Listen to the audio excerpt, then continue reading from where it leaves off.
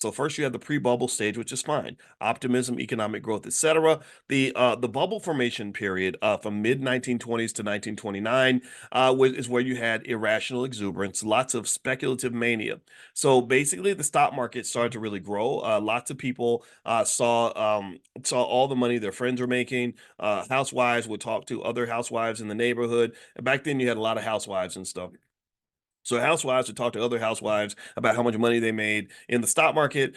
People were writing articles talking about how you can flip your money and double it really fast in the stock market. You also had easy credit. You had a lot of margin available, a lot of a lot of lending available to expand the breadth and the depth and the strength of your ability to make money. And there was also just kind of a belief that you're in this new era. This belief that you've now reached this magical economy that cannot crash. You've reached this magical, yeah. Those people in the 1800s, they were a bunch of old geezers that didn't know what they were talking about. We're smart, we're young, we know everything. So we've invented a way to avoid depressions. We've invented a way to avoid economic collapses. And that's what people always think right before the economic collapse. Like we always think that we've solved the problems, we've cured the economy, and then the economy comes back and slaps us back into reality. The economy comes back and says, you don't know as much as you think you know. You think you know a lot, but you don't. So being financially conscious also to me means understanding not just what you know, but it means also understanding all the things that you don't know, and also knowing that the universe of what you know is like this. The universe of what you don't know is bigger than this whole freaking city. Okay, so ultimately that overconfidence and making money makes you very overconfident. When I always make jokes about when I was talking on the phone to Kanye, and I remember how confident he was, and he told me he literally, for whatever reason, out of the blue, tells me that he's the most important man on earth next to Vladimir Putin. And my first thought was like, why are you telling me this? Because I really don't care. But my second thought was like, yeah, you know what? A man who's made hundreds of millions of dollars selling ugly shoes to teenagers and acting like a weirdo is probably going to feel validated in that behavior, right? I mean, who wouldn't be? Somebody, they're paying you 20-30 million dollars a month to just go out and act crazy. So yeah, it's easy to kind of think, okay, I've got it figured out. I know the formula. And maybe he does, who knows? But anyway, the third stage after that, after you have the bubble formation, and this is where asset prices are getting pushed up to higher and higher levels. Inflation is high, but asset inflation is typically higher. This is one of the reasons why investing is so important, is because if the value of your assets is going up faster than inflation, then you're not going to feel inflation as badly as somebody who just has to get up and go to work every day and live paycheck to paycheck. So the third stage would be what they call euphoria. Euphoria is complete overconfidence. It's where stock prices tend to disconnect from fundamental values. It's where you start to believe that it can never go down, the party will never end. And so investors have this sort of blind faith where they'll invest in things that they do not understand. They will engage in massive amounts of speculation. All the blessing looms are everywhere at this point. They ignore the fundamentals. They don't care what the fundamental value of the company is. So people like the Warren Buffetts, they say, you're an old geezer. Nobody wants to listen to you. You're so behind the times. You know, this is 1929, dude. You got to get with the times. And this is right before the next stage.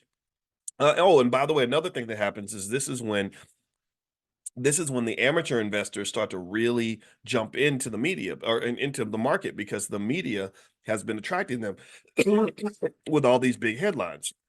So they're giving you all these headlines. Stock market hits a new record high. Here's a housewife who made 10 times more than her income in a year. So I'm drinking water because I got something in my throat. My apologies. So you see all these headlines. So a lot of amateur investors start pouring into the market. And this is right before this leads us to stage five, which is the crash. So when you have the crash, you suddenly have this panic. You have this freak out where people are like, holy crap, everything that I've been working for, everything I've been excited about, everything I think about every morning when I wake up, all my hopes and dreams are suddenly dashed, because now that stock that I own, that stock that I knew it would never go down, has suddenly dropped 50% in a day. It's collapsed on me. I'm freaked out because I did not prepare for this. I did not engage in any sort of risk management strategy. I put it all on the line. Maybe I bought real estate and I own 6 houses and I'm barely making the mortgage payment on all six. And now I'm screwed. Now I'm scared. So then what happens after that is in the middle of the panic, everybody starts selling their stuff. Everybody's like, you know what? I got to get out of here. Here, my stock is for sale. I bought it for 100. I'll sell it to you for 75. Somebody else says, no, no, no, no, no. I'll sell you mine for 60. Somebody else says, no, no, no, no. I'll sell you mine for 40. And the price just drops and drops and drops. And that's the panic. That's the overreaction. This was Black Thursday, October 24th, 1929. And basically, this is when you started seeing people jumping out of windows and all this other sad things, these sad things that happen when people become overly addicted to money. And after that, you kind of had in the Great Depression, you had this sort of aftermath that lasted for at least 3 more years, from 1929 to 1932. You had a lot of despair. There's a loss of confidence. So before everyone's overconfident in the economy, now everyone's just sad and depressed. And that's another flaw. That's another flaw. So it's not like you came back to reality. Let me know if you're following what I'm saying. You're not coming back to reality.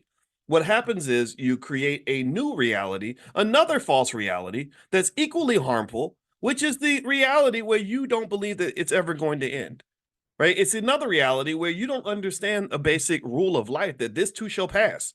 You don't think about it like that. You're like, oh my God, everything's dead and people are broke and blah, blah, blah, blah, blah. And I get it. I totally get it. It's easy to feel that way. But then again, a financially conscious person doesn't feel that way. A financially conscious person knows that this is but a moment in time. This is a moment that, hey, everything's cheap right now. I took some losses, I took some hits.